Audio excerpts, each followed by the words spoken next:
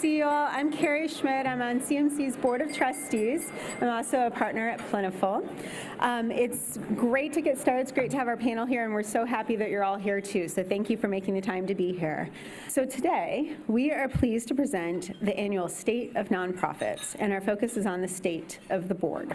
We're sponsored today by United Way of Central Ohio, Schneider Downs, the Center for Community Solutions, the Columbus Foundation, and Gebben Communications. Each of our sponsors are represented by many friends and associates, and thank you for being here today, and please help me thank them.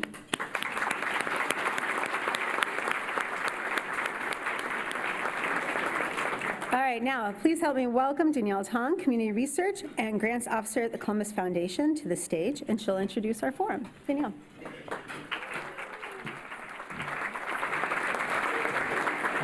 Thank you, Carrie, and thank you to the Columbus Metropolitan Club.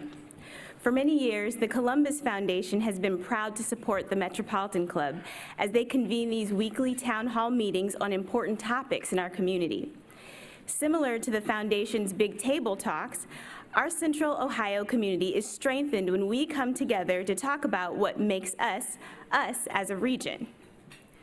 As the third largest employment sector nationally, nonprofits of all shapes and sizes contribute to the amazing amount of goodwill, good deeds, jobs, resources, and critical support services to communities.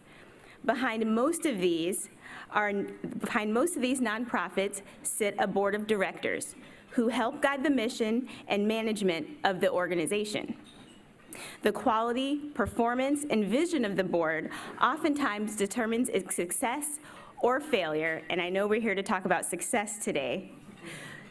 So today we're going to be learning more about the state of nonprofits and the importance of their boards.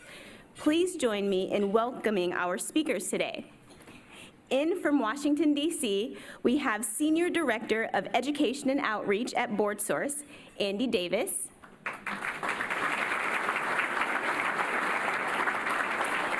We have founder and CEO of Millard Consulting, Carrie Millard.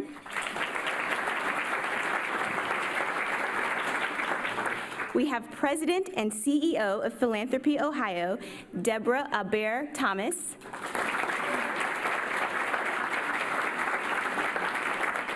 And our host today is Vice President and Managing Principal, Design Director, Buildings and Places, Columbus, AECOM, Michael Bongiorno.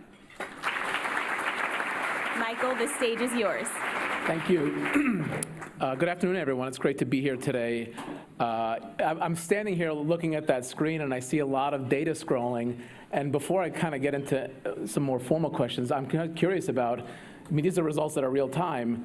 Is there anything up there that surprises any of you? Yeah, I'm surprised that it's so positive. I was too, actually. Because we often get called in when things are not so positive. So I think that's good news. Good. So, it's kind of an exciting time, I think, for nonprofits, if you want to use that word. But at the same time, it's it's an inflection point as well, because while funding may be on the rise in certain parts of different sectors, we know that the request and the folks needing the support is increasing as well. And then some parts of the sectors are stagnating, in a sense, in terms of funding. Diversity, equity, and inclusion may be a conversation that is being entertained in certain corners, but the sort of changes are so incremental that you wonder if anything's happening at all sometimes. And I think capacity of staff, when you think about organizations and their bandwidth, is being taxed. At one of the the high points in this country's economy, in history, we're still being asked to do a lot more with a lot less. And so I'm just kind of curious as we kind of start this discussion. And we think about, boards. Carrie, I know that we're working together with GCAC on some strategy. In fact, tomorrow we have a retreat. We're trying to keep things interesting this week. What is the real role of boards and board members within light of all of those topics? Well, I think, Michael, you touched on resources, right? So we know that Central Ohio is going to grow by another 1 million people in the next 30 years. That's a really good thing. That also means, how taxed is our nonprofit sector going to be? We've been talking about what does that mean in terms of affordable housing, what does that mean in terms of public transportation and the roads, but what about food pantries? What about early learning centers? What about theaters and the arts? What about all the nonprofit sector is so fascinating to me and to our team, because when you think about American life, the nonprofit sector is inextricably woven, right, within the sector. And in the course of our day, we are touched by nonprofits from morning, noon, and night. It is the bedrock of American society. So when we think about population growth, what is that also going to mean to the nonprofit sector? And is that resource? And Michael, you touched on that taxing. The nonprofit sector, the margins for most nonprofits are razor thin.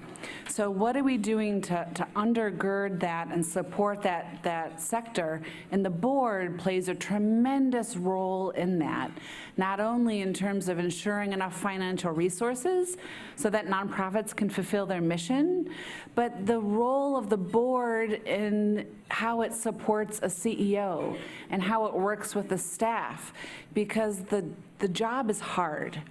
Balancing a budget and meeting the demands of human service organizations and the mission and all the demands that are placed on a nonprofit, it's hard. And so that role of the board, is that board also a partner to that chief executive and to the staff so that they feel supported and that they don't feel taxed internally as well? Thank you. Yeah, so when we talk about where we are as nonprofits today, and we look into the future about where we're going to be, I used to think, not even used to, very, very recently, I was committed to this idea that when we talk about a board member's obligations, of their duties of loyalty, care, and obedience, that those legal obligations were obligations to the organization. And that we took a frame when we join boards or we become the CEO of an organization, that our responsibility is to grow this organization as much as we can and to bring in whatever we can so this organization and this organization's mission can dominate. And we've taken that from the public sector or the private sector, and we've taken that exact same mind frame to the nonprofit sector. And looking at where we are in our country today, I am more convinced that perhaps those legal duties aren't to our organizations themselves. Of course, we have to be good stewards of the organizations that we serve, but perhaps those obligations are to our communities instead, and to stop thinking about our organizations in terms of our own missions, but instead think about core purposes. And so when we move forward, having board members thinking about power in a different way, giving away power, sharing power, seeing in the community where our influence can help other organizations solve our core problems, instead of just thinking of ourselves as growing our missions, we would be able to move forward in a lot better manner. Just one tiny story. When I was like 20 years old, we had this hurricane hit. I'm from North Carolina. We had this hurricane hit in my hometown, and I remember a ton of money. Folks were extremely generous to the nonprofits in the community, and they kind of got set aside in this trust. It was about $10 million, and for a town of my size, about 40,000 people, a third of which was underwater, that was an extremely large amount of money. My father was the executive director of the homeless shelter, and he went to a meeting, and there was two sisters from the local Catholic church who he got there late. He thought the meeting started at 9, it started at 8:30, whatever it was. But when he walked in, they were having conversations about, Dan's not here, let's take his money and we'll split it amongst the rest of us. And that is the paradigm. Yeah, that's the paradigm that we've seen nonprofits through, though. And we'll take our resources and and you know what? Those two sisters were doing what was best for their organization. But instead, I think we are moving to a time where we're starting to see it a little bit differently and thinking more about our community and how we grow and help our community and take our own organizations as a part of that, not the sole purpose for our service. You know, that's interesting, because when you think about our community growing the way Carrie mentioned, and thinking about that shift really being about community and purpose and less about the organization, we have to think, well, how is the community going to be changing with that growth? We already know that there are issues around diversity, equity, and inclusion, and that's only going to grow. So we have to think about how can we, as board members and also those who manage our boards and engage our boards, how do we help our board members lean into those conversations around diversity, equity, and inclusion, and thinking about how do we step back from what is our personal perspectives, but also be open to having some personal transformation around the learning that we can do. So at Philanthropy Ohio, we've actually seen at our members across the state, not only our staff of those member funding organizations, but also some of their board members begin to lean into those conversations. We did a series called Putting Racism on the Table in Cleveland, Cincinnati, and also here in Columbus. And we had 2 cohorts where we had CEOs along with trustees and donors, and then we also had program and other staff together to really to look at these issues around structural racism, mass incarceration, implicit bias, and even white privilege, right? And we've had some reflections from some of those board members to say, well, you know, this was not an easy conversation for me to have, but they came out on the other side, so grateful that they had had it. And so how do we hold some accountability to our boards around just the learning that needs to happen so that we can then understand what impact we can have in the community? Deborah, you know, it's interesting that you, as part of your work, you're part of it. You lead an organization that works with many organizations across the state of a lot of different types. And there was a word that Andy used that caught my attention. That was power. And so I'm kind of interested in the power dynamic, both in terms of the relationship between a board and its CEO, but also how power factors into this diversity, equity, and inclusion conversation. That's a very good question, and it does. And so, as I mentioned, part of that initial leaning in is thinking about what power and privilege do we all have? And we all have it, and some of it is earned, and some of it is just based on the way our society is set up. And thinking about what is that power, and how can I sometimes joke to my 8-year-old daughter, she has executive leadership skills, and we just have to channel it for good. So how can we channel our privilege and our power for good and for the good of others? There's a resource that we've used from the National Center for Responsive Philanthropy called Power Moves, and there's all kinds, it's for philanthropy, but I think there's a lot to learn there around wielding power, building power, and then sharing power, and what does that look like? And for some, that can be uncomfortable even in philanthropy to think, you know, well, we've got the power to make these decisions where the funding goes. What does it look like to share that power with community and help community help us decide where the funding will go? I think it's a really important question for you to take back to the board table. Have a conversation with your organization, right? Where in your organization, where does the power lie? Do you have a chief executive that's very dominant and a lot of the power rests with that chief executive? Is that person driving the organization forward? Do you have a really dominant board, and are they driving the organization forward and the chief executive is just kind of like trying to catch up, like what do you need, what else, right? Or is it more of a symbiotic, you know, ebb and flow? It's kind of like work-life balance, right? You're never really going to get to parity. It's going to ebb and flow. But where does that power, is it a major donor that's driving the organization forward and you're kind of chasing because that major donor has a vision?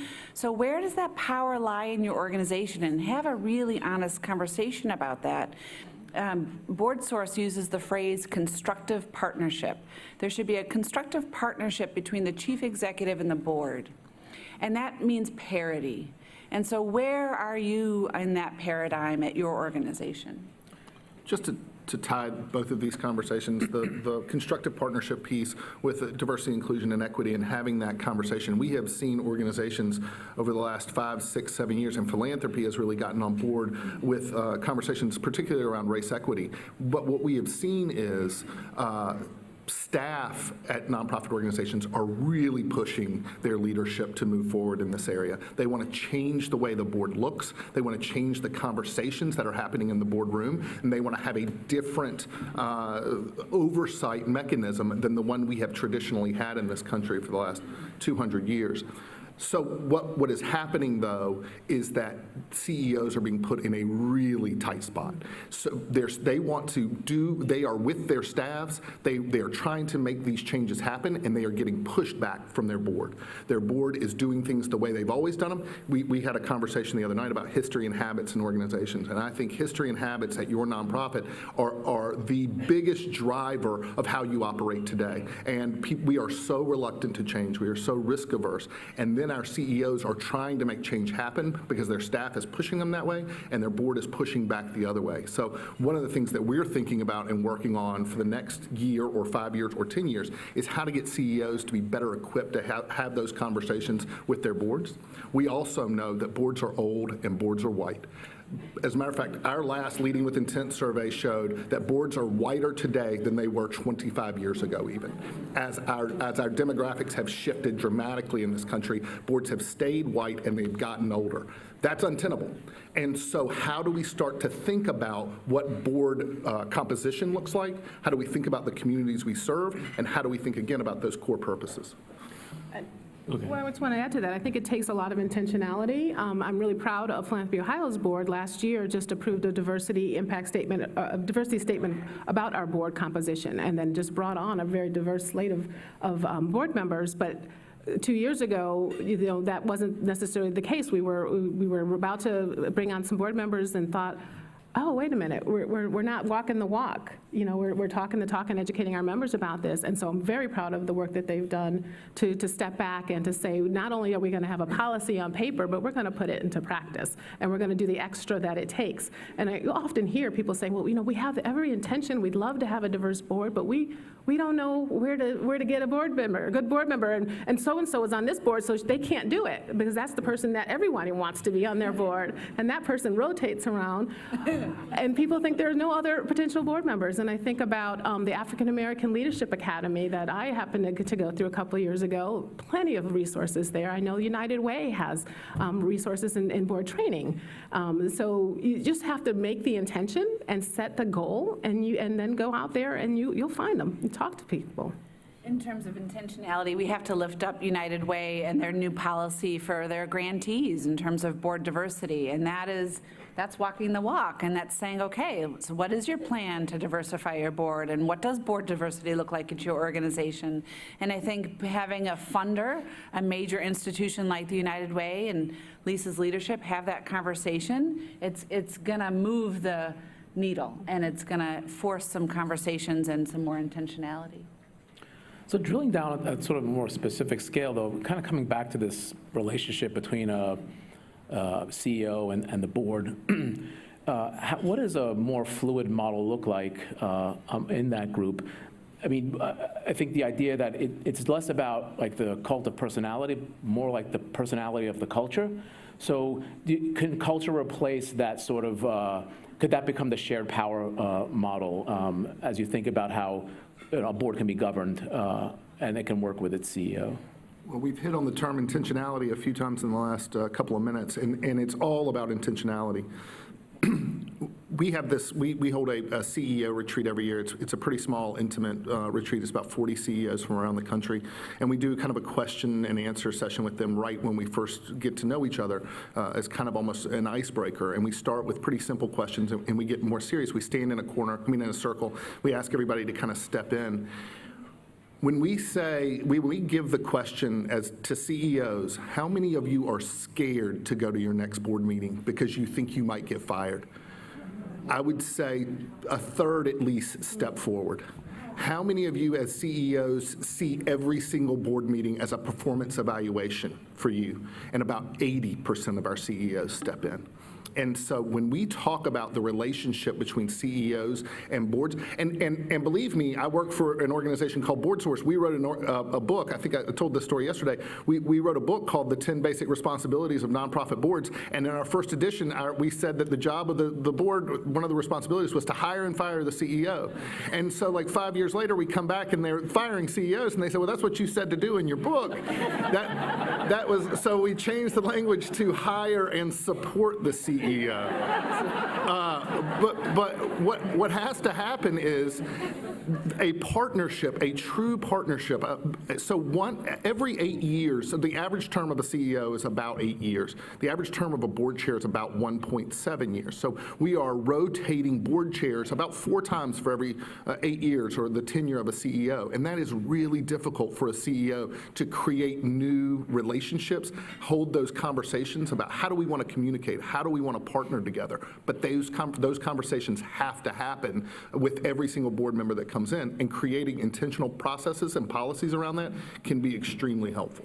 The scary thing about what you just said to me was that kind of living in fear model limits innovation. And if you add that to the orthodoxies of the board, you have a recipe for stagnation, which is the opposite of what you need when it comes to dealing with the sort of, the wicked problems of the world today. So I'm just kind of curious about, are you seeing any of that stagnation result as a result of that kind of relationship? Yes, I mean, Yeah. and we really are. I told that anecdote about all the CEOs stepping in. I would bet, and I don't have this data because we didn't ask, but I would bet those board chairs would be shocked to hear that. We're not thinking about firing this person. We're not looking at this board meeting as a performance evaluation, but they never have the conversation. There's never true support. There's, again, this is a history and habits conversation. I am the board chair the way the board chair before me operated and the way the board chair before that person operated. So we're just going to continue down this exact same path. And the CEO, we are going to give them the ability to set the strategy for the organization, even though that's the board's responsibility or part of it. And then we'll let them know what we like and we don't like. And so this conversation about partnership and changing the dynamics is just incredibly important. Or the new board chair comes in and says, on my watch, we're going to do it this way. Or not on my watch, we're not going to, right? And then you get ego. And then you get someone who's coming in as a board chair who thinks that the authority of the board rests with them. But the authority to a board is given to the collective. No one single board member has the inherent authority to say yes, no, higher, lower, faster. No. The authority is given to the collective. The board chair is serving in a leadership role to steward that collective. But when you get those egos and, hey, now I'm board chair and we're going to do it my way, God help the CEO. It's really hard. I've said this a couple of times while we've been here, but the thing about board members is they want to be helpful. Yeah. Every person comes and serves on a board wants to do what's right. We just have it set up practices and intentionality in a way that they know what they're supposed to be doing. They say, well, I'm an accountant in my day job. They must like me because I'm an accountant, so I'm going to come in here and I'm going to be an accountant. That's not why yes, those skills can be helpful in finance and audit committee meetings, but your job is not an implementer. It's governance, and there is a difference between governance and management. And I don't think we've done a good enough job setting up expectations for new board members about what their role actually is. We were talking about this stat, but about 80 to 85% of board meeting agendas are past focused. When you walk into a board meeting and all you're talking about is how have we done over the last 2 quarters, how could a CEO not see that as a performance evaluation? If we could flip that, and our job was strategy and generative questions and thinking about long-term sustainability and investment in the organization, that's how you can create partnership between the CEO and the board. I'll add to that really quickly. In the work we're doing with GCAC, we're analyzing the board governance and diversity practices of the 27 operating support grantees of GCAC. And we asked that very question. We asked the board chair and we asked the chief executive, what percentage of your board meetings are about the past, the present, and the future? And we wanted to see if the perception between the board chair and the chief executive was different. And it was fascinating, right? And there's no magic number, right? Board sources are going to say 20% of your board meetings should be about X. But if the large part of your board meeting is about the past, last month's minutes, the committee reports, so for the love of God, right? Like just report out, you know, the minutes and, you know, old business, which is called old business, right? Then how are you ever supposed to solve for the future, right? So, and now the flip of that, right? If you're too future oriented and you're constantly navel gazing, well, then you're not just taking care of the present either. So have that conversation at your board level. What percentage is the past, present, and the future? And make sure you're not constantly looking in the rearview mirror, which feels like a performance review. And you know, one thing that we hear from chief executives all the time, they want their board to be more engaged.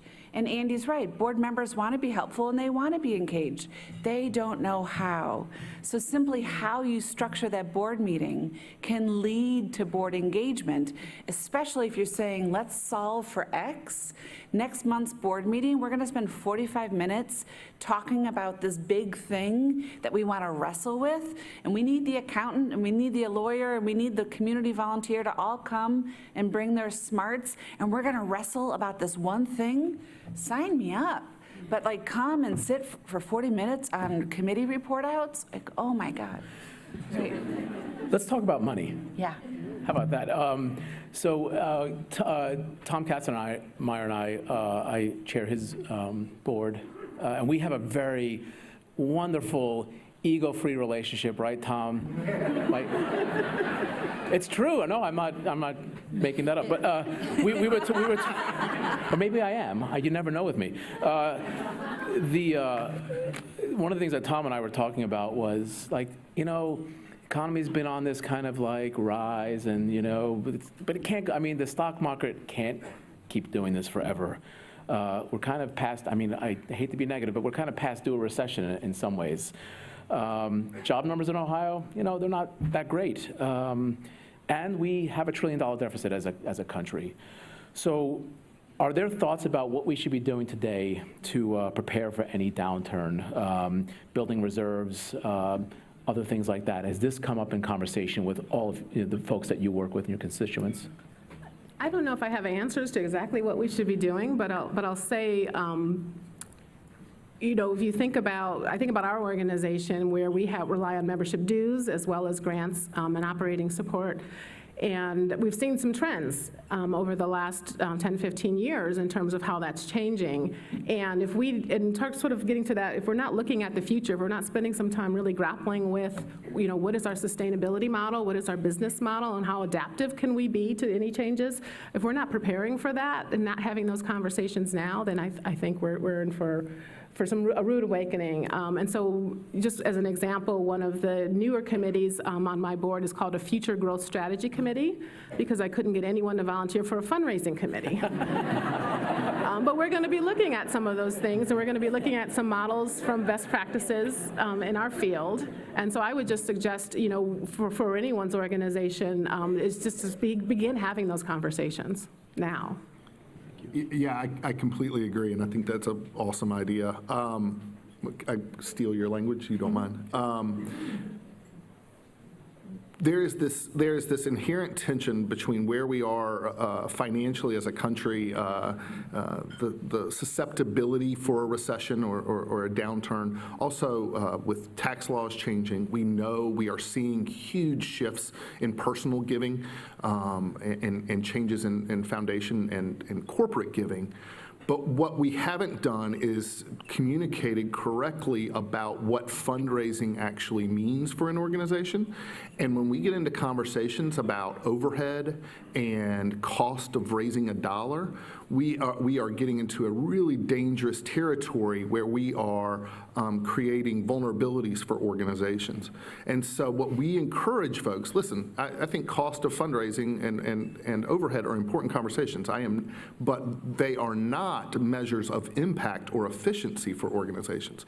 The only way you can measure impact is by measuring impact, not by looking at what your overhead is. And again, overhead is an important metric. I used this analogy yesterday yesterday, but it is like weight loss. If you looked at somebody and said, you need to lose weight, well, that's important, but when you go to the doctor, we're doing a lot more testing to see what your actual health is. And we have we are very susceptible to starving ourselves to death because we are trying to reach a number that the media and the public has said, this is, if you want my dollars, then every dime I give needs to go to your mission. Well, I happen to work for a nonprofit, and so does my wife. We would appreciate it if some of that goes to paying for our light bill so we can have salaries. And having these conversations about what does long-term sustainability actually mean for an organization, and looking at fundraising in a way that is putting together a holistic plan, that direct marketing builds on major gifts, that special events then create a planned giving campaign, and working our way down. And that one tactic might not have a really high ROI, but it is creating long-term sustainability for the organization in the future. And what we've created now is board members, again, because they want to do what's right, they've been sent the message that we have to get costs as low as possible. And we are doing such a huge disservice. And in the short term, that might be okay. But in the long term, when we talk about long-term sustainability, when that recession does hit, where are we left then? And, there's a board's job is oversight and governance and leadership. So how does a board know if an organization is fundraising effectively, right? That they think it's, the cost of a dollar raised. Well, there are really great models out there, right? And BoardSource has the measuring fundraising effectiveness model, but there's a really simple data point, and those of you who've heard me speak before know I talk about it a lot. It's donor retention rate. One of the biggest challenges as a sector is that we are churning through donors. I mean, the AFP has measured fundraising effectiveness, and, nationally, organizations are retaining less than half of their donors. We did an analysis for a client one time, and they were retaining 28% of their donors. That means 7 donors out of every 10 are leaving from one year to the next. So the poor development director who's, running as fast as they can and trying to get letters out and write grants and do all the things, well, to just raise as much as they needed to raise the year before, they've got to replace those 7 donors that they're losing, never mind grow. So as a board, having a conversation with the organization that you care about, what is our donor retention rate? And let that data point be a measure of the relationship with your donors and their loyalty to you. And then it's an indication of how effective your strategies are.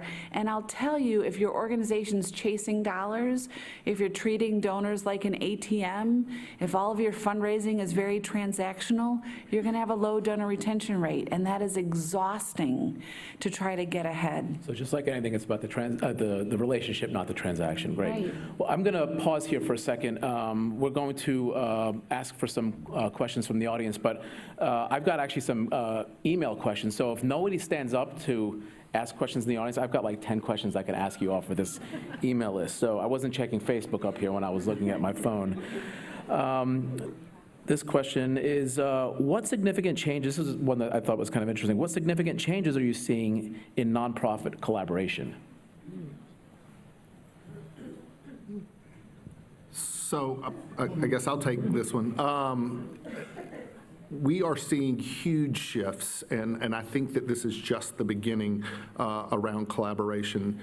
We have a, I would encourage as a plug for BoardSource, but none of this is paid. It's all free. It's open source. We have a campaign called The Power of Possibility, and it is all around strategic alliances, nonprofit collaboration, and mergers.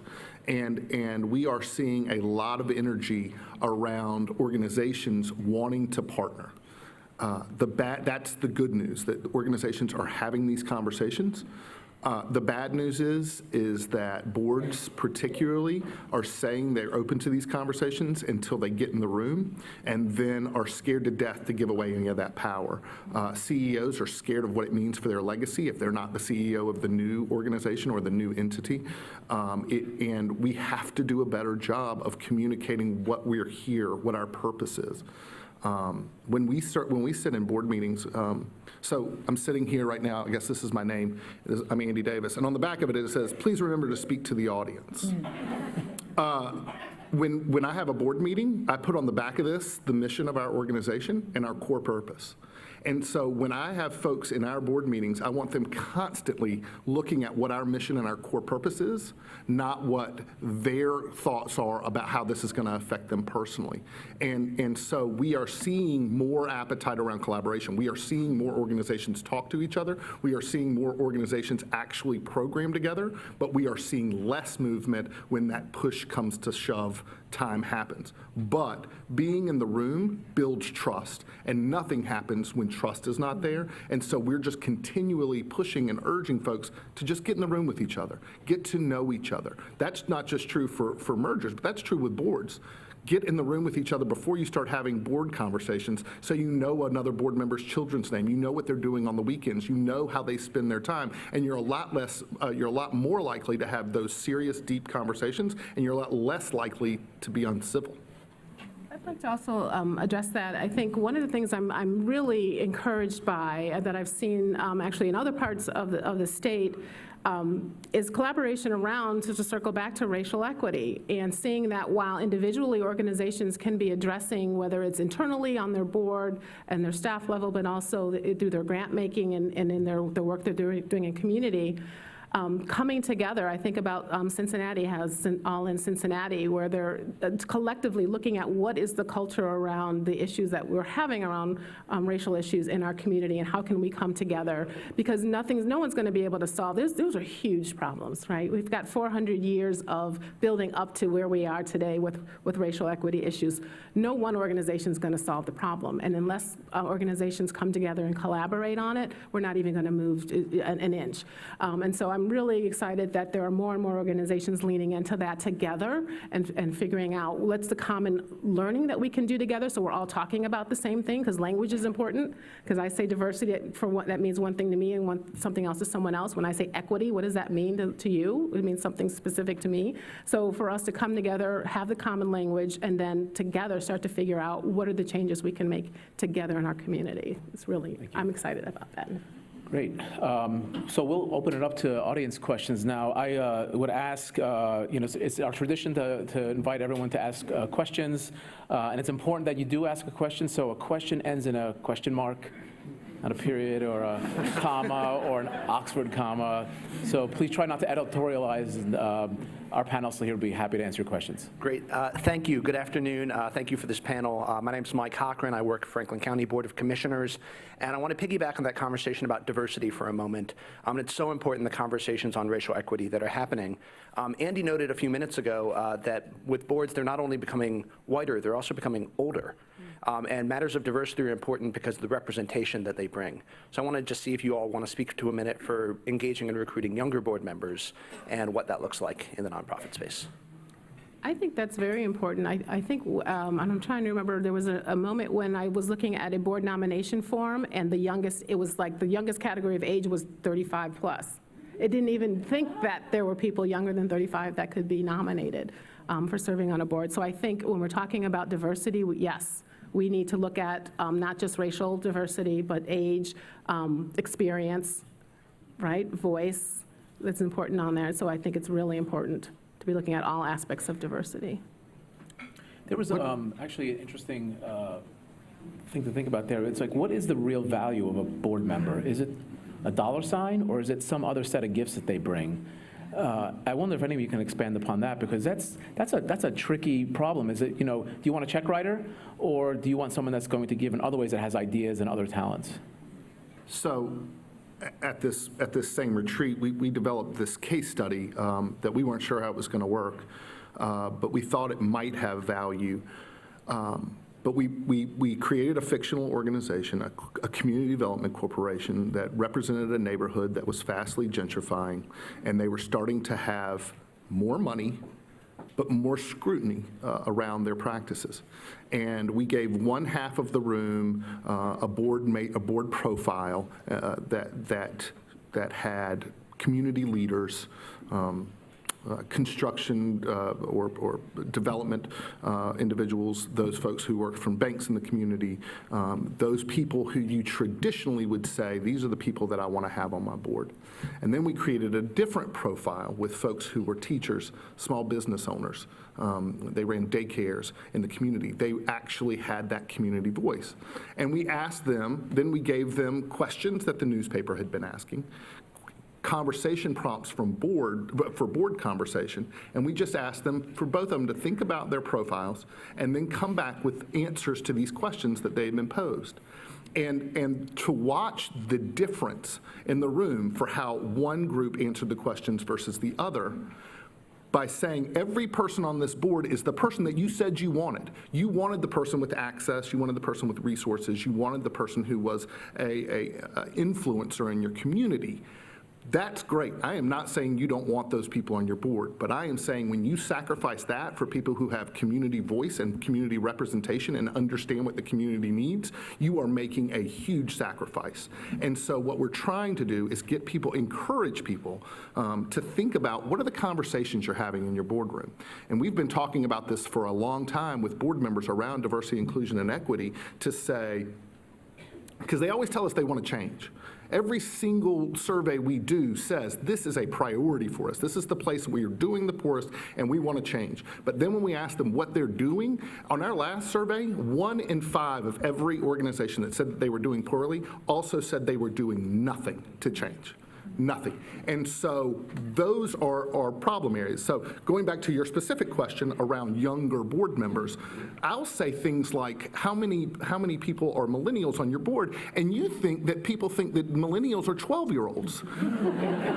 Millennials are 35, 38-year-old individuals who have children, who are leaders in the community. They're not buying houses at the rate that they used to because we screwed that up for them. But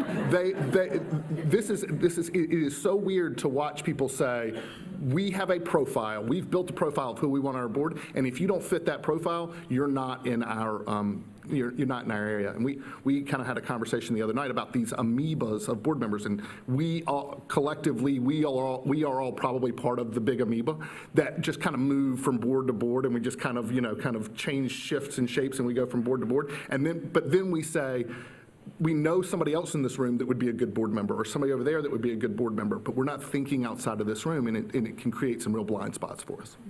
And I think with age, there's often an assumption on the fundraising or the give or get. Well, every board member has to write a $1,000 check. We can't possibly have someone of color or have someone who's 25. And right, we make these sweeping generalizations and assumptions about that. But age diversity is really important. Thank you. So intentionality was the answer. Yeah. Hi, good afternoon. My name is Todd Kleismit, and really want to thank the panel, very thought-provoking. My question is very directly about a lot of nonprofits are grappling with membership, and I wondered if you could talk about the future as you see it as membership and emerging thinking and mindsets about nonprofit membership. Thanks.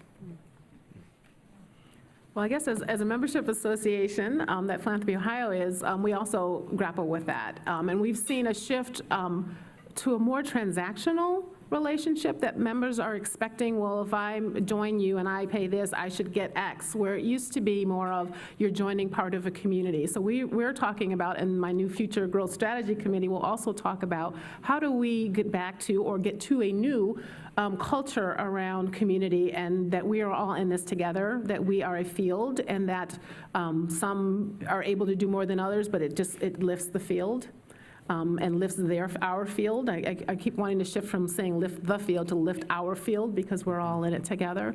And so I think having to find sort of that, some of that relationship piece, but also community piece. You're a member of what? You're a member for, you're not a member for a transaction. You're a member because there are other people that you are members with. And how do you create that community? To what end? Yeah.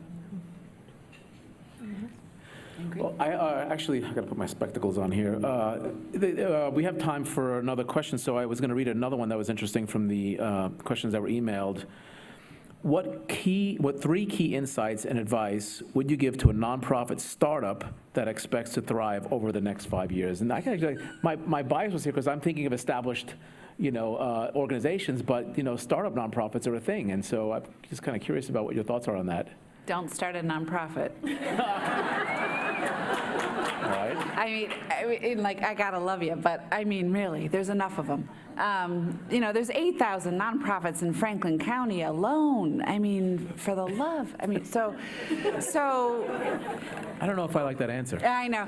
So we actually did a workshop called "Don't Start a Nonprofit, Really Don't," and a lot of people came, and it was really fun. But and we were dead serious about it, because what we find often, like, we'll get those calls, right? They're going to email Millard Consulting and say, "Help me, I just started my nonprofit."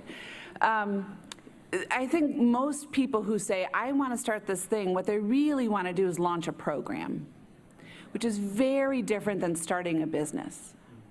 And so if anyone in the room says, "I want to start my own nonprofit," do you really just have this great programmatic idea, or do you really want to start a business?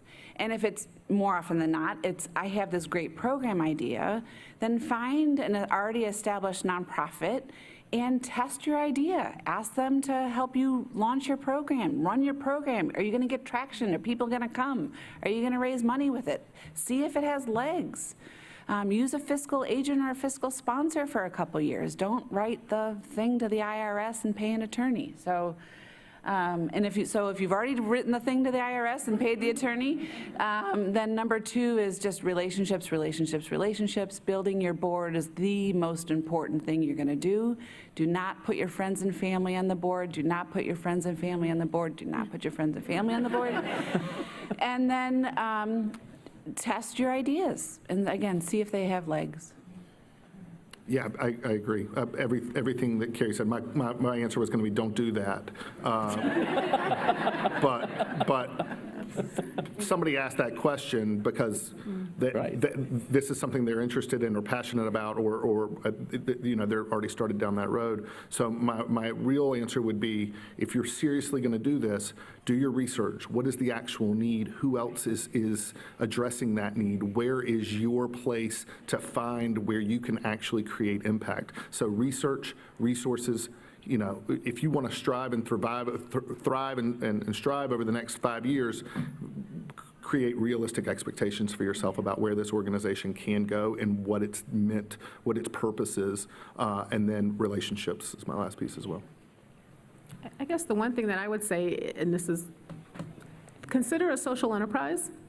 Thinking about, future donors who are younger now, really are looking for different kinds of impact in community. So I would say, look at that model and consider a social enterprise. Well, in the spirit of Lieutenant Colombo, just one more thing. Is there any question that I haven't asked you that I should have?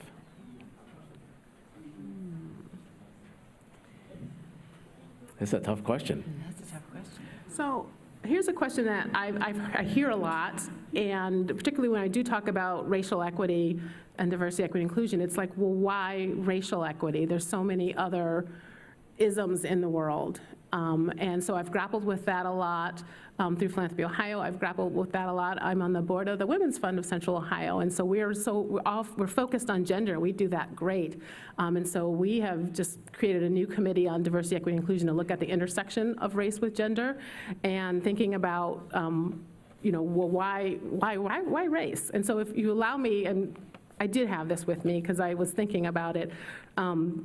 Something that came from Local and Regional Government Alliance on Race and Equity. Despite progress in addressing explicit discrimination, racial inequities continue to be deep, pervasive, and persistent across the country. Institutions and structures have continued to create and perpetuate inequities despite the lack of explicit intention. Without intentional intervention, institutions and structures will continue to perpetuate racial inequities. We also know that there are other groups that are still marginalized, including based on gender, sexual orientation, ability, and age, to name but a few. Focusing on racial equity provides the opportunity to introduce a framework, the tools, and the resources that can also be applied to other areas of marginalization. And again, when you learn the history, 400 years, from the beginning of the founding of our country, that this has been baked in. If you start there, there's nothing, if you can, we can tackle that, we can tackle everything. Thank you. Thank you for that wonderful parting thought. I want to thank the panelists and invite Carrie back up. Bring us to a close. So I hope you found today's forum and discussion interesting, motivating, lots of good stuff to apply, so let's get on it. One last time, we'll thank our sponsors, United Way of Central Ohio, Schneider Downs, Center for Community Solutions, the Columbus Foundation, and Gabin Communication. And thanks to y'all, Andy Davis, Carrie Millard, Deborah Albert Thomas, and Michael Bongiorno. So with that, thank you. We're glad you're here. We look forward to seeing you again. Be nice to each other in the parking lot. All right.